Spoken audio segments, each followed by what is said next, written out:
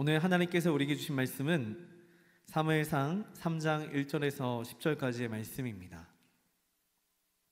제가 가진 성경 구약 412면에 있습니다. 제가 읽고 마지막 절은 다 같이 읽도록 하겠습니다. 아이 사무엘이 엘리 앞에서 여호와를 섬길 때에는 여호와의 말씀이 희귀하여 이상이 흔히 보이지 않았더라. 엘리의 눈이 점점 어두워가서 잘 보지 못하는 그때에 그가 자기 처소에 누웠고 하나님의 등불은 아직 꺼지지 아니하였으며 사무엘은 하나님의 궤에 있는 여호와의 전 안에 누웠더니 여호와께서 사무엘을 부르시는지라. 그가 대답하되 내가 여기 있나이다 하고 엘리에게로 달려가서 이르되 당신이 나를 부르셨기로 내가 여기 있나이다 하니 그가 이르되 나는 부르지 아니하였으니 다시 누우라 하는지라. 그가 가서 누웠더니 여호와께서 다시 사무엘을 부르시는지라. 사무엘이 일어나 엘리에게로 가서 이르되 당신이 나를 부르셨기로 내가 여기 있나이다 하니 그가 대답하되 내 아들아 내가 부르지 아니하였으니 다시 누우라 하니라. 사무엘이 아직 여호와를 알지 못하고 여호와의 말씀도 아직 그에게 나타나지 아니한 때라. 여호와께서 세 번째 사무엘을 부르시는지라. 그가 일어나 엘리에게로 가서 이르되 당신이 나를 부르셨기로 내가 여기 있나이다 하니 엘리가 여호와께서 이 아이를 부르신 줄을 깨닫고 엘리가 사무엘에게 이르되 가서 누웠다가 그가 너를 부르시거든 내가 말하기를 여호와여 말씀하옵소서 주의 종이 듣겠나이다 하라 하니 이에 사무엘이 가서 자기 처소에 누우니라. 여호와께서 임하여 서서 전과 같이 사무엘아 사무엘아 부르시는지라. 사무엘이 이르되 말씀하옵소서 주의 종이 듣겠나이다 하니 아멘. 어떻게 설날 때 세뱃돈 좀 많이 받으셨습니까? 우리 새내기 분들은 용돈 좀 받으셨나요? 설날이라고 해가지고 좀 여러 가지 생각을 많이 해봤습니다. 오늘 말씀을 들을 때 뭐가 가장 중요할까 생각을 하다가 우선은 잠시 귀를 좀 기울여 주시지요. 귀를 기울여서 혹시 우리 동네에 새소리가 들리는지, 우리 동네 아이들이 뛰어노는 소리가 들리는지,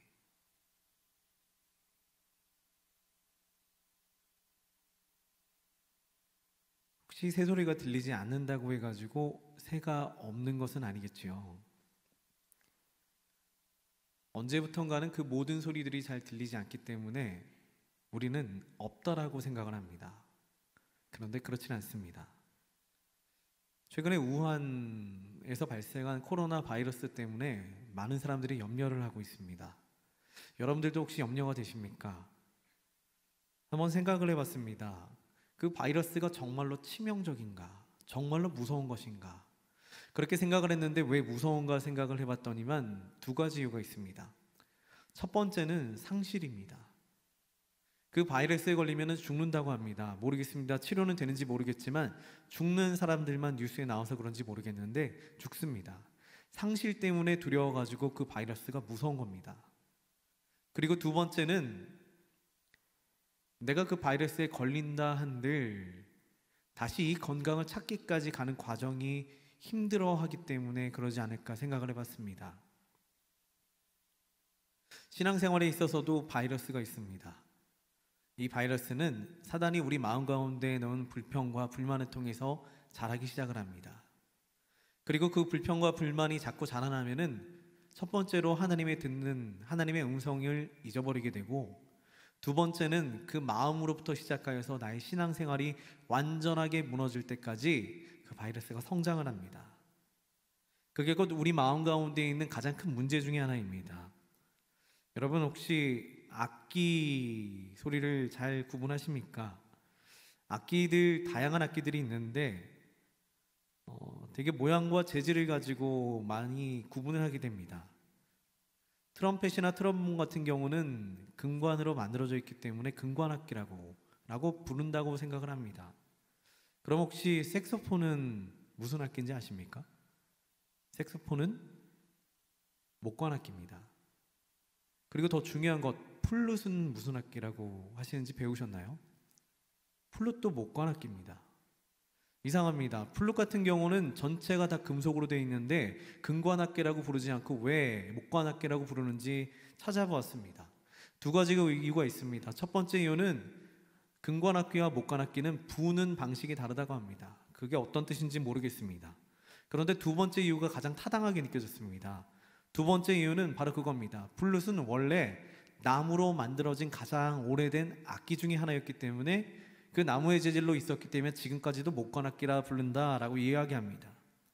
저는 이 두 번째 이야기에 굉장한 집중을 했습니다. 왜냐하면은 우리에게 주시는 말씀과 예배 자체가 우리로 하여금 나는 근관악기인데, 나는 세상에 속한 사람인데 라고 하는 모든 것들을 뒤엎어줄 수 있을 만한 근거가 되기 때문입니다.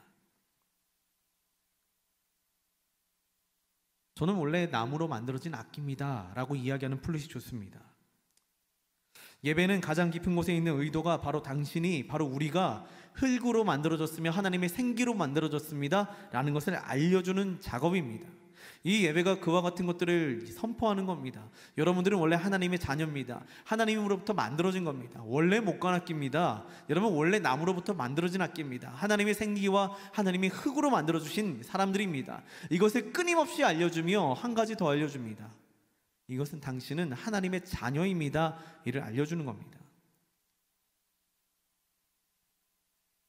이를 전제로 하여서 오늘 말씀을 좀 돌아보았습니다. 사무엘은 어거지로 따지면은 이스라엘 족장 시대 마지막 사사이자 새로운 왕국 시대의 첫 선지자입니다. 근데 사무엘은 떡잎부터 좀 달랐던 것 같습니다. 어려서부터 하나님께서 찾으시고 쓰시려고 점을 찍어 두십니다.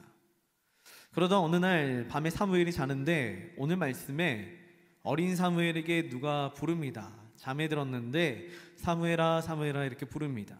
너무 놀란 사무엘이 누가 부르는 거지? 나를 부를 사람은 한 분밖에 없는데 하고 일어나가지고 자신의 스승이자 대제사장인 엘리를 찾아갑니다. 혹시 저를 찾으셨습니까? 혹시 저를 찾으셨습니까? 이때 솔직하게 하나님께서는 조금 서운해하셨을 것 같더라는 생각이 들었습니다. 원래 창세기에 보면은 하나님께서는 인간을 창조하시고 에덴 동산을 거니시면서 아담이랑 이야기도 하시고 인간과의 교제를 대화로도 하셨습니다. 그런데 언제부턴가는 죄로 인해서 하나님과의 관계가 완전히 막혀버렸습니다. 그러다 보니 더 이상 우리는 하나님의 음성을 기억하지 못하는 사람들이 되지 않았나 돌아봅니다. 바로 1절에 기록된 내용입니다. 1절 말씀을 다 같이 함께 읽어보도록 하겠습니다. 1절 말씀 다 같이 읽습니다. 시작. 아이 사무엘이 엘리 앞에서 여호와를 섬길 때에는 여호와의 말씀이 희귀하여 이상이 흔히 보이지 않았더라. 아멘. 우리는 하나님 말씀이라 하면 그저 대단한 일이나 이루시는 놀라운 계획이나 엄청난 음성을 기억할 수 있겠지만 하나님께서는 단순하게 이야기 거두시듯이 자는 우리를 깨우듯이 우리를 부를 수도 있습니다. 이게 곧 그분이 우리에게 말을 걸어오는 방법입니다. 그저 하나님께서는 사무엘에게 이야기를 하고 싶으실 수도 있습니다. 우리에게도 말을 거실 때 엄청난 이적과 기사를 통해 이야기하는 것이 아니라 단순하게 그저 우리에게 말을 걸고 싶으셨을 뿐입니다. 물론 오늘 사무엘에게 말을 거신 이유는 목적은 좀 다릅니다. 그래도 하나님의 음성과 그 음성을 들을 수 있음을 까먹은 시대가 왔던 것입니다. 쉽게 얘기해서 지금 우리가 하나님의 음성을 들을 수 있습니다 라고 이야기하면 믿을 수 있겠습니까? 이미 다 잊어버렸는걸요. 하나님의 음성은 어떻게 들리는지 모르겠습니다. 하나님의 음성이 들리지 않습니다라고 이야기하는 시대가 지금 시대입니다. 그 당시에도 그랬습니다. 그 이유는 단지 말씀이 희귀했기 때문에, 말씀이 없었기 때문에, 하나님의 말씀에 능력이 없었기 때문에, 믿지 않았기 때문이 아니라 우리가 그 음성을 듣고 답하는 방법을 잊었기 때문입니다. 우리는 하나님의 음성을 들을 수 있습니까? 심지어 새소리조차 잘 듣지 못하는 우리의 삶입니다.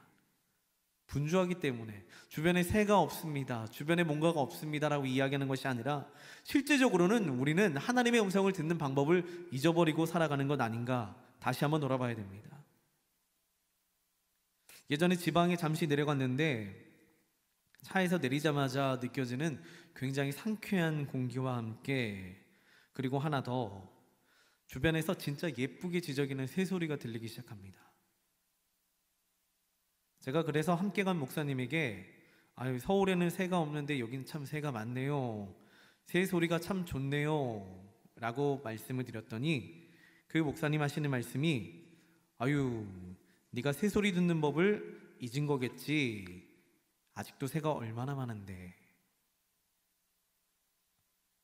사실 시골에서는 늦은 밤 개구리 소리와 새 소리와 맹꽁이 소리와 들벌레 소리를 잘하면서 우리는 자랐던 사람들인데 이제는 그 소리를 다 잊어버리고 살아갑니다. 네, 마찬가지입니다.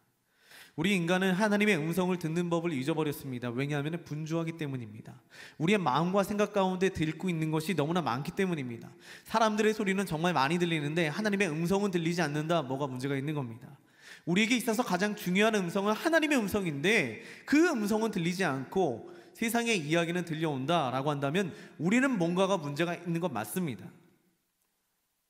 우리 인간은 하나님의 음성을 듣는 법을 잊어버렸습니다. 그렇기 때문에 말씀이 희귀한 것입니다. 그렇기 때문에 요한복음에 와서 예수님의 말씀을 읽는 것 자체가 예수님을 만난 것이며 하나님의 음성을 듣는 것이다 라고 아예 선포를 해버립니다. 요한복음에서. 그렇다면 언제 하나님께서 우리에게 말씀을 거실까요? 정답은 늘 이야기하고 계십니다. 모든 순간과 모든 상황 가운데 우리에게 이야기 걸고 계십니다. 위험할 때만, 급할 때만 이야기하시는 것이 아니라 우리 삶을 늘 눈동자와 같이 지켜보시면서 우리에게 끊임없이 말을 걸어주시는데, 여러분, 새소리가 들리지 않는다고 새가 없는 것이 아닌데 하나님의 음성을 듣는 방법을 잊었다고 하나님 멀리 떠난 것도 아닙니다. 하나님이 안 계신 것도 아니고요. 그래서 오늘 말씀은 그 누군가라도 좋으니 내 음성을 들어주기를 바라시는 하나님의 마음이 담겨 있는 겁니다. 그래서 오늘의 이야기가 그분의 말을 걸어올 때입니다. 우리는 분주합니다. 너무 분주합니다. 너무 듣는 것이 많습니다. 교회에 오면 가장 먼저 들려야 되는 이야기가 곧 하나님의 음성인데 그 음성 듣는 법을 잊어버린 지는 오래입니다. 하나님과 만남으로 하나님의 눈빛과 교환을 함으로 하나님을 닮아가는 것이 우리의 목적이라고 이야기하는데 실제로 듣는 것은 세상의 이야기이자 세상에 속한 것들, 문제들입니다. 그러다 보니 예전에 몇 년 전에 나온 신조어로 시뮬라리티라는 말이 있습니다. 시뮬라르크라고 하죠. 시뮬라르크. 원본은 두고 가짜들이 판을 치는 세상을 이야기합니다. 예를 들어가지고 이런 겁니다. 과일 멜론을 먹는데 아이들이 이렇게 얘기합니다. 멜론 먹으면서 와, 이 과일 메로나 맛 나네. 이게 바로 시뮬라르크입니다. 메론이 주가 아니라 메로나가 주가 된 겁니다. 요즘 하나님의 말씀도 그렇게 들릴 때가 많습니다. 명언을 들었더니, 세상적인 명언을 들었더니 와, 하나님의 음성이 들리는 것 같네. 하나님 말씀이 거기 있는 것 같네. 이게 바로 시뮬라르크입니다. 비슷한데 원본이 아닙니다. 하나님의 음성 같은데 음성이 아닙니다. 왜냐하면 듣는 법을 잃었기 때문입니다. 그런데 요한복음은 확실하게 이야기합니다. 말씀을 읽는 것이 곧 하나님의 음성을 듣는 거야 라고 완전히 선포해버립니다. 가장 쉬운 방법 중에 하나였습니다. 예전에 나온 영화 중에 하나, 먹고 기도하고 사랑하라, 2010년도에 나온 줄리아 로버츠가 주연을 맡았던 영화 중에 하나가 있었습니다. 이거 보고서 제목 보고 많은 사람들이 은혜 받았습니다. 먹고 기도하고 사랑하라. 그래, 좋네. 이거 되게 그럴싸한 기독교적인 색채가 띈 영화의 제목이었습니다. 근데 하지만 알고 보니 이 말은 힌두교에서 비롯된 명언입니다. 운명을 다룬 영화입니다. 이게 바로 시뮬라르크입니다. 우리는 기독교 영화인 줄 알고 기독교의 이야기인 줄 알았는데 알고 봤더니 그게 아니라 하나님의 음성이 아니라는 겁니다. 우리는 하나님의 음성 같은 것을 듣고 살아가는 존재일지도 모릅니다. 하나님의 음성이 안 들리기 때문에 우리의 삶에는 이것이 맞는가 늘 고민하며 살아가게 됩니다. 그러다가 하나님의 진짜 목소리는 잊어버리는 시대가 와버렸는지도 모르겠습니다. 이게 바로 하나님의 말씀이 희귀하여 이상이 보이지 않더라. 이 말씀이 곧 사무엘상 3장 1절 말씀의 이야기입니다. 이 말씀을 다시 말하면 하나님의 말씀에는 늘 이상이 있으며, 여기서 이상이라 하면 곧 우리를 향한 하나님의 계획입니다. 우리를 어떻게 살리실 것이고 어떻게 구원하실지에 대한 놀라운 하나님의 계획이 그 음성 가운데 들어있다는 겁니다. 우리로 하여금 이 길로 가라 라고 음성을 주시면 그 음성 가운데는 분명히 놀라운 계획이 있는 겁니다. 우리는 단지 그 길로 걸어갈 뿐인데 하나님의 계획은 우리로 하여금 하나님의 계획 가운데 놀라운 일을 이루게 하시는 것, 그게 곧 하나님의 놀라운 음성에 이상이 들어있다는 것입니다. 하나님께서는 자기 자신을 위한 음성을 들려주지 않습니다. 자기 자신조차 하고 우리에게 음성을 들려주지 않는다는 이야기입니다. 곧 우리에게 말을 걸어오시면, 그분이 우리에게 말을 걸어오시면 우리를 위함이며, 이를 선명하게 듣는 방법은 우리가 분별해내는 방법밖에 없습니다. 그 중에 가장 명확한 방법이 말씀이라는 겁니다. 그래서 말씀을 읽으라고 하는 겁니다. 신앙생활하며 가장 걸림돌이 되는 것은 말씀의 부재가 아닙니다. 오히려 너무 많이 기웃거리는 우리의 습성 때문에 그렇습니다. 예전에 한 연예인이 TV에 나와서 자신의 신앙생활 이야기를 해서 들어본 적이 있습니다. 본인은 하나님 믿는 것이 너무 좋다고 합니다. 모두가 인정하는 그리스도인이었습니다. 주일만 되면은 자기가 섬기는 교회만 다니는 것이 아니라 이것저것 시간이 되는 대로 대형 교회들을 다니면서 예배를 드렸다고 합니다. 한 교회만 드리는 것이 아니라 저기 가서 예배 드리고 또 저기 가서 예배 드리고, 사실 저도 청년 때 그래 봤기 때문에 그 마음을 너무 잘 압니다. 내가 섬기는 교회가 부족해서라기보다는 다른 곳에서의 신앙생활도 궁금하고 더욱이 열정이 넘쳐서 다른 곳도 다녀보고자 하는 욕심 때문에 다녀봤습니다. 이 연예인도 그랬다고 합니다. 아침 일부는 여기에서 예배드리고 그 다음 시간부터는 다른 데서 예배드리고 또 다음 시간부터는 또 여러 군데에서 또 예배를 드리며 또한 저녁 늦게까지 예배드리고 돌아가는 것이 주일의 일상이었다고 합니다.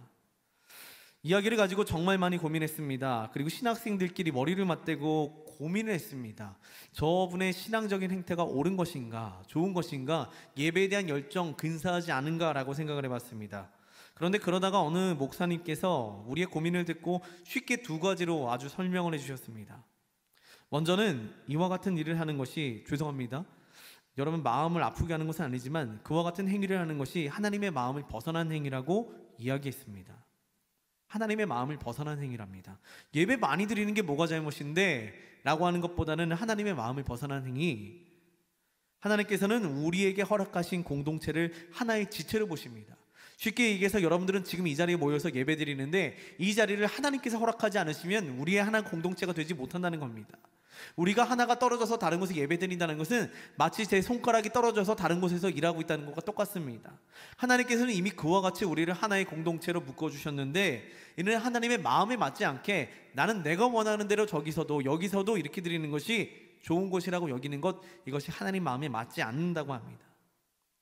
그리고 또한 이 모든 공동체들을 향한 하나님의 계획이 다 다르신데, 쉽게 말해 이 교회 공동체를 향한 하나님의 마음의 계획이 다르고 다른 교회 공동체를 향한 하나님의 마음이 다르는데 우리는 그것에 대하여 순응하려고 하지 아니하고 우리는 우리가 원하는 그 타이밍과 우리가 원하는 그 마음, 원하는 생각에 맞춰서 가려고, 공감대 형성에 맞춰서 가려고 노력을 하지 않는지 돌아보라는 이야기였습니다. 그리고 또 하나의 문제는 많다고 좋은 것은 아니고 유수하다고 꼭 우리에게 좋은 것은 아니라는 겁니다. 아무리 우리 몸이 아파도 좋은 약재가 몸에 맞는 사람이 있는 반면에 싸구려 약재만 써도 몸에 맞는 사람이 있습니다. 저는 되게 싼 약재가 몸에 맞는 사람입니다. 제 동생은 비싼 약재가 몸에 맞습니다. 어느 날 아시는 장로님께서 한약을 한 잔씩 져주는데 제 동생 영수증을 봤더니 수십만 원을 호가하고 제 약은 그것에 비해서 엄청나게 저렴한 겁니다. 그래서 속으로 투덜거렸습니다. 동생은 여자라고 비싼 거 주시고 난 싼 걸로 주시다니. 그런데 얼굴에 쓰여져 있었나 봅니다. 한의사 장로님이 그러는 겁니다. 동생은 이 약재가 몸에 맞고 저는 이 약재가 몸에 맞기 때문에 싼 재료로 한 겁니다. 여러분, 우리에게는 맞는 약재가 있듯이 하나님께서는 우리를 여기로 모으신 이유가 곧 우리에게 필요한 약재가 이 공동체에 있기 때문입니다. 곧 우리로 하여금 성장하고 우리로 하여금 병이 낫게 하고 우리로 하여금 문제 해결을 하기 위한 약재가 곧 우리 공동체 안에 있기 때문에 여러분들을 이 자리로 모으신 것이 하나님의 계획입니다. 그리고 오늘 말씀 우리에게 끊임없이 주님 말을 걸어주심은 우리로 하여금, 여러분으로 하여금 누군가에게 좋은 약재가 되게 하기 위한 하나님의 계획이 있는 줄로 믿습니다. 또한 오늘 말씀같이 사무엘에게 저러한 환경에 보내신 이유도 그때 사무엘이 이스라엘에게 꼭 필요한 약재였기 때문입니다. 그래서 말을 걸어주신 겁니다. 하나님께서 말을 걸어주신다는 것은 네가 지금 당장 필요하다, 너와 동역하고 싶어 라고 하는 하나님의 메시지가 담겨 있습니다. 그렇기 때문에 다양한 말씀을 들으면 우리에게 유익할 것 같지만 정말 중요한 것은 우리를 향한 하나님의 마음을 듣는 것입니다. 그분이 걸어오는 말을 듣는 것입니다. 그분이 우리를 향한 하나님의 공동체를 향한 그분의 마음을 배워가는 것입니다. 그게 곧 공동체를 향한 하나님의 말씀이자 이상입니다. 하나님의 말씀은 때와 장소를 가리지는 않지만 우리를 향한 하나님의 마음은 꼭 분별해서 들으시길 바랍니다. 그리고 3절 말씀을 다 같이 함께 읽어보도록 하겠습니다. 3절 말씀을 다 같이 읽습니다. 하나님의 등불은 아직 꺼지지 아니하였으며 사무엘은 하나님의 궤에 있는 여호와의 전 안에 놓았더니. 아멘. 하나님의 말씀은 하나님을 가까이 하는 자들에게 들리기 시작합니다. 오늘 말씀 가운데 하나님의 등불은 아직 꺼지지 않았다는 점이 주요 포인트입니다. 명절이 되면은 하나님 믿고 살기 좋은 시간입니다. 명절이 되면은 면죄부가 하나 생깁니다. 예배를 안 드렸는데, 굳이 친척집에 가지 않았는데 안 드려도 빨간 날이기 때문에 뭔가가 면죄가 생기는 것 같습니다. 그러다 보니까 우리 신앙생활도 빨간 날에는 좀 쉴 때가 있습니다.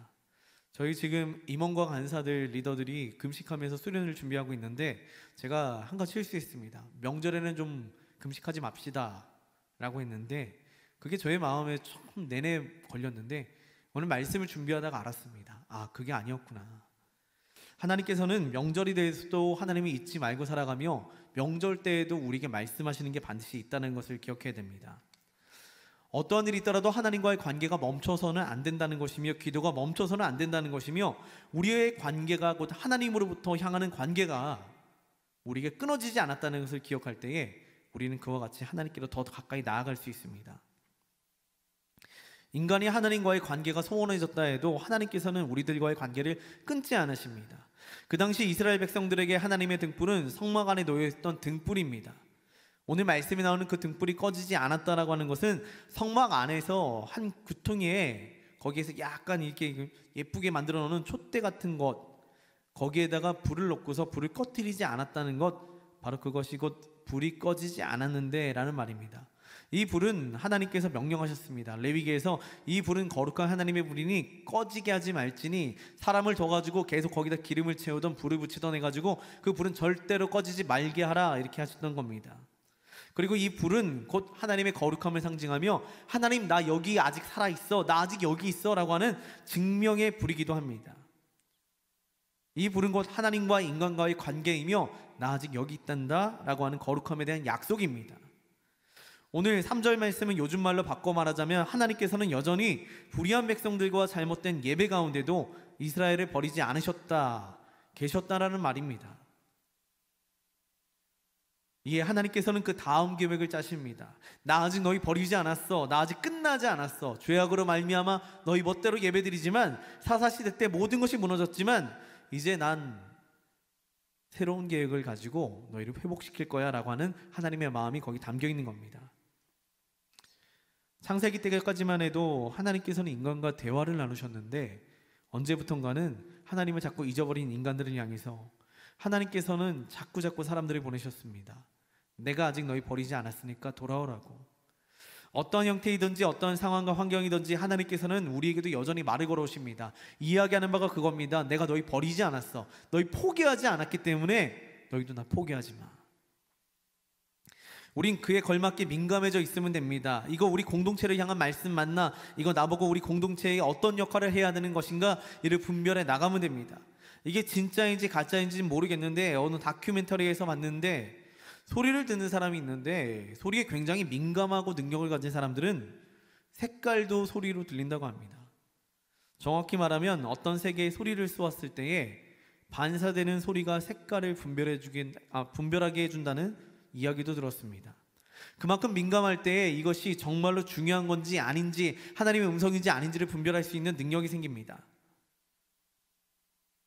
근데 분별의 기준은 하나님 말씀이 된다는 것이 가장 큰 함정입니다. 어렵습니다. 내가 볼 때 이건 하나님 말씀 맞아, 내가 볼 때 이건 하나님 말씀 아니야, 이렇게 분별하면 우리는 제2의 바리새인이 되는 겁니다.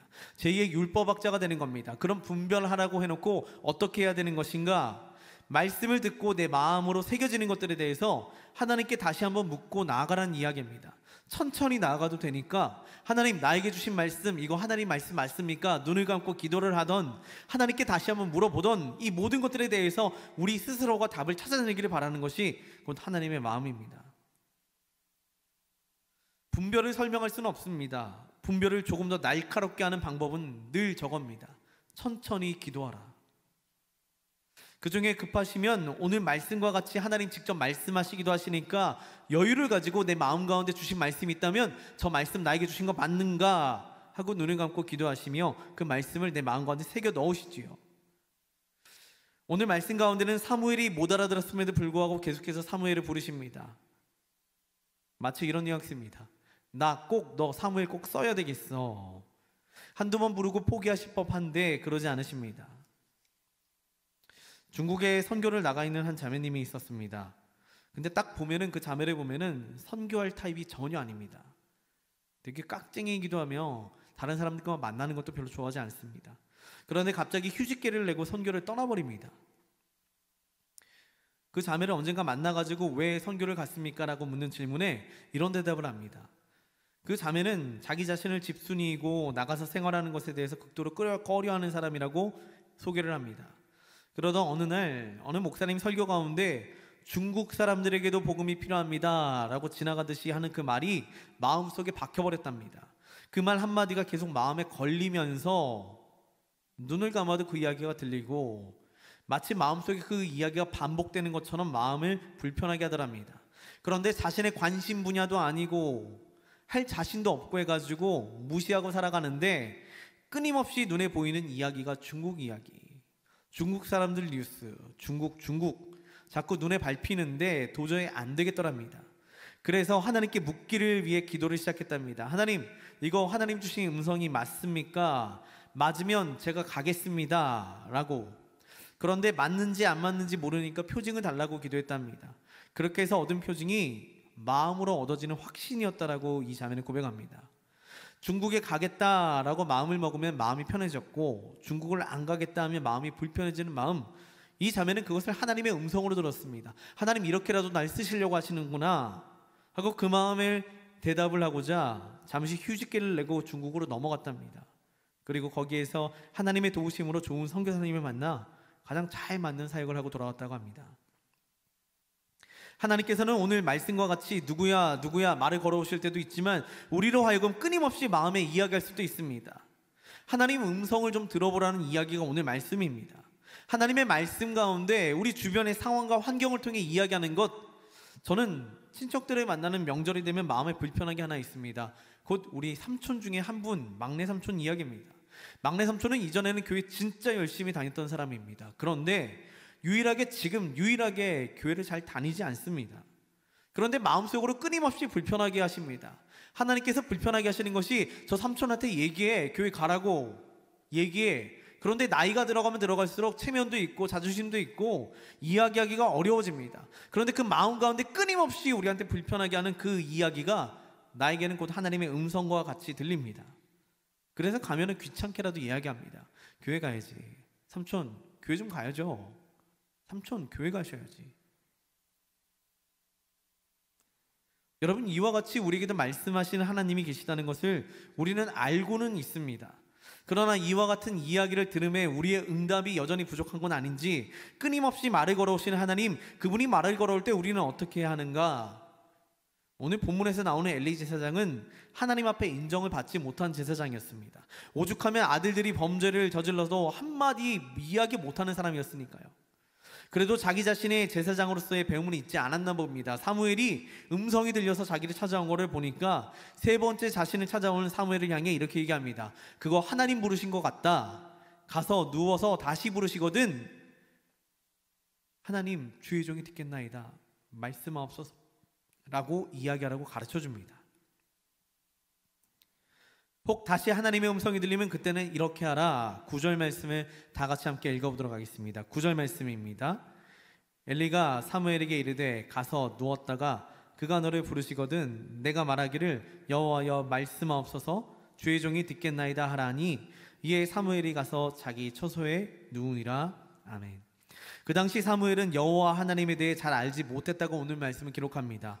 그 당시 여호와 하나님을 잘 알지 못했던 때라라고 얘기했는데 우리는 늘 확신이 없는 이유가 여기에 늘 묶여 있습니다.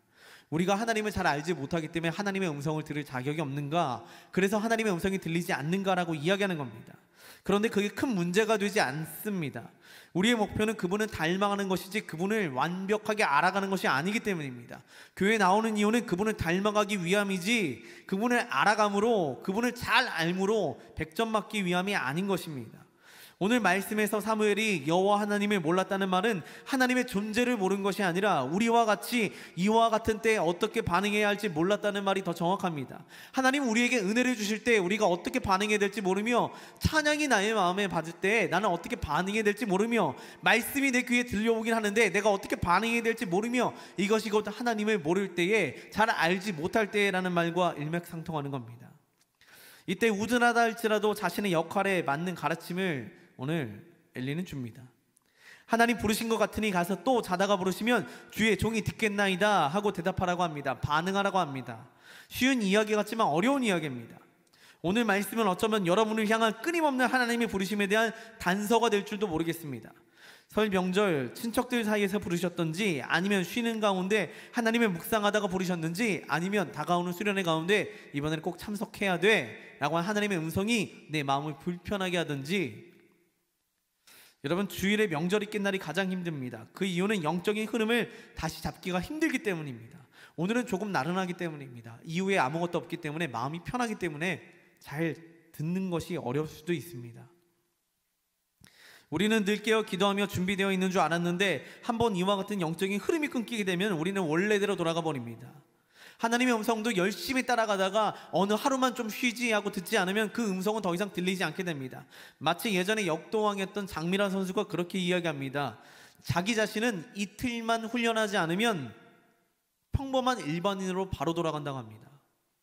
우리의 삶의 거룩함이 하나님의 불빛이 꺼지지 않음은 우리로 하여금 영적 근력을 잃지 않게 하기 위한 훈련입니다. 우리는 하나님으로부터 오는 모든 끊임없는 음성을 열심히 듣게 하기 위해서 우리가 귀를 쫑긋 세우고 말씀을 듣는 것입니다. 우리가 무엇이든지 다시 집어들면 하나님께서는 우리에게 하시는 말씀들, 이 모든 것들을 우리의 귀로 하여금 들리게 시작할 겁니다. 귀로 들리든지 마음으로 들리든지 상황으로 우리를 몰아가시든지 이와 같은 음성을 우리는 들어야 됩니다. 이와 같은 하나님의 부르심은 우리로 하여금 모든 사무엘과 같이 민족을 구원할 일을 맡겨주시려고 하나님의 음성을 들려주시는 겁니다. 하지만 꼭 거기까지가 아니라도 괜찮습니다. 그리고 오늘 사무엘이 반응한 주님 말씀하세요 주의 종이 듣겠습니다 라고 하는 이 모든 반응은, 요즘 시대의 이 반응은 하나님을 좀 바라보고 그분의 눈이 있는 것으로 움직이라는 것을 알 수 있습니다. 저는 목민청년부에 부임해서 좋은 점도 많았지만 조금 더 우려되는 점도 있었습니다.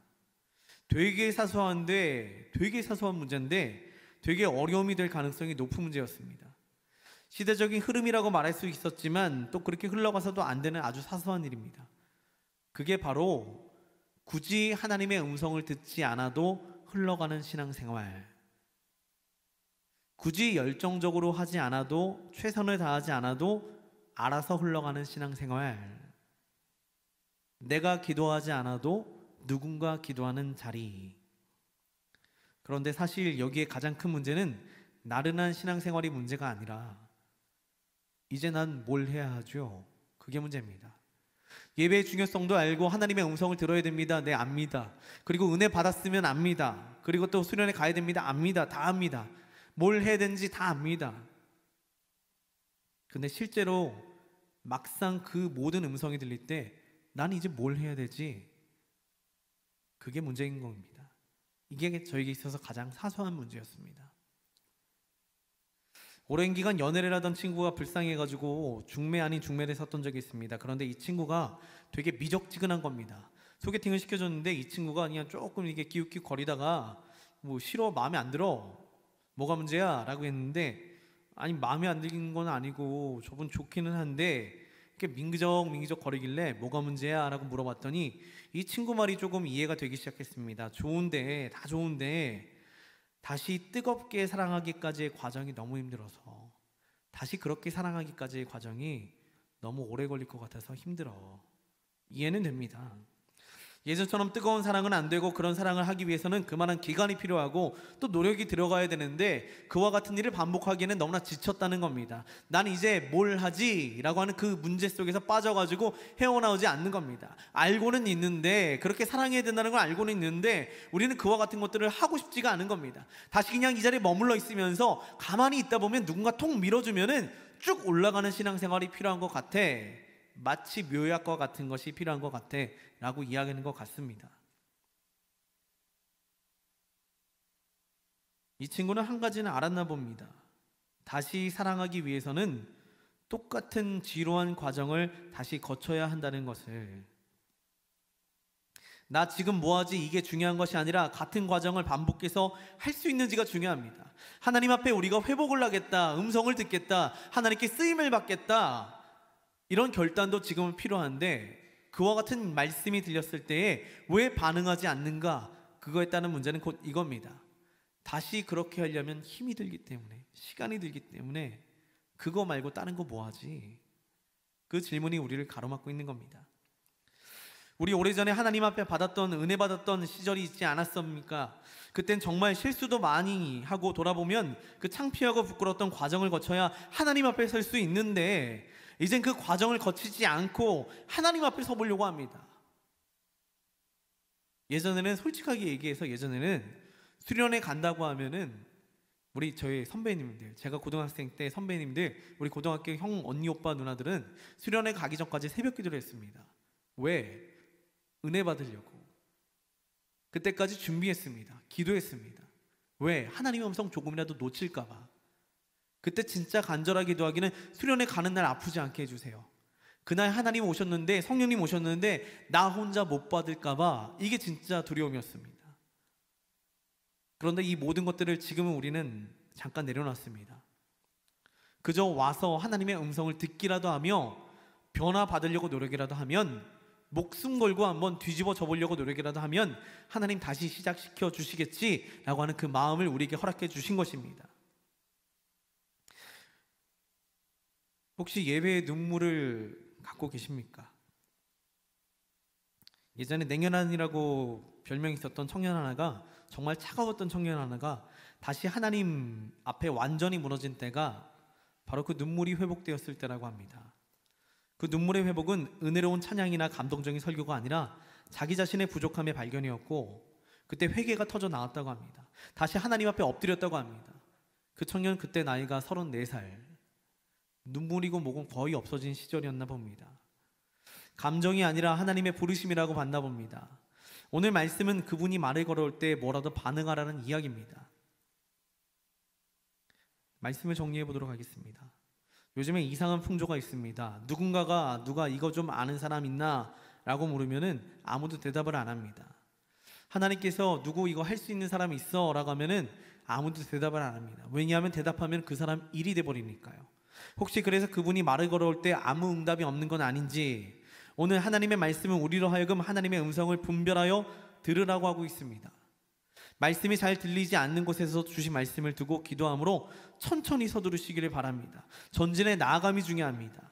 하나님의 부르시는 모든 과정 가운데 우리는 반응하며 하나님의 계획이 우리를 살리시려고 하는 거야 라고 하는 마음을 가지고 나아가셔야 합니다. 오늘 사무엘과 같이 여러분들이 부르실 것을 저는 믿습니다. 그때 우리는 반응하기만 하면 됩니다. 주님 말씀하세요. 주의 종이 듣겠나이다.